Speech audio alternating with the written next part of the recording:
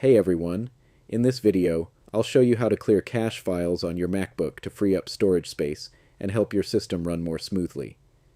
Over time, your Mac stores temporary files called cache files. These files help apps load faster, but they can build up and take up unnecessary space. Let's clear them.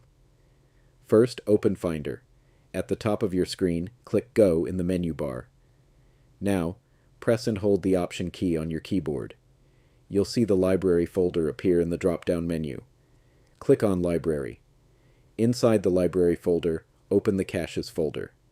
Once you're inside the Caches folder, go to Edit in the menu bar and choose Select All to highlight everything. Then click File, and choose Move to Bin. Next, open the bin from your dock. It's usually located on the far right.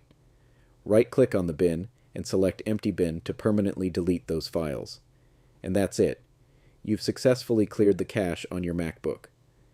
Keep in mind that some apps will automatically recreate cache files when you use them again, and that's completely normal. If this video helped you, don't forget to like and subscribe for more simple and practical Mac tutorials.